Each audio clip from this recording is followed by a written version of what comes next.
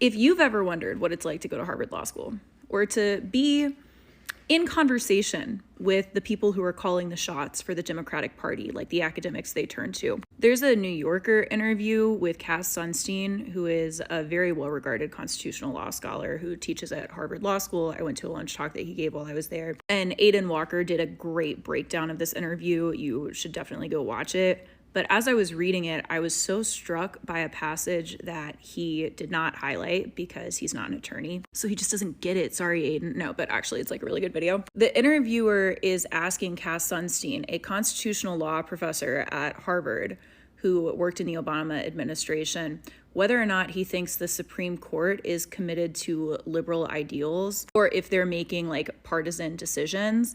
And Cass Sunstein is taking the position that everyone currently on the Supreme Court is committed to liberal ideals. And the interviewer says, wow, I would just say that I find it very hard to believe, especially with Samuel Alito and Clarence Thomas, who seem to me to be kind of out and out partisan Trump supporters. And Cass Sunstein, constitutional law professor at Harvard, says, Alito is an extremely careful lawyer and a very precise judge.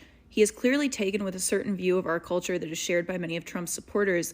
But is it possible to find an opinion in which he says, I'm going to go this way because the president is the law, or anything that verges on that?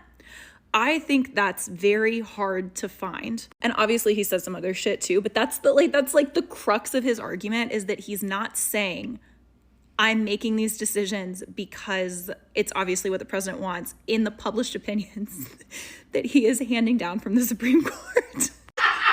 Sorry, my roommate's in the same room and she hadn't heard this yet, so she just heard me read it aloud for the first time. She's also a lawyer.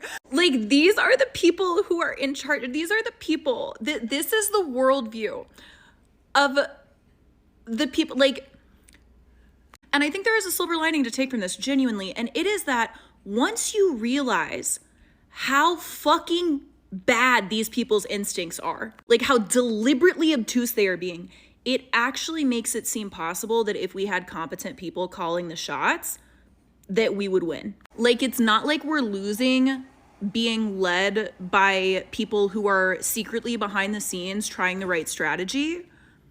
It is just as ridiculous behind the scenes as it seems when you see the decisions being made. Anyway, incredible interview. Huge props to Isaac Chotiner. You should go read it, but oh my God.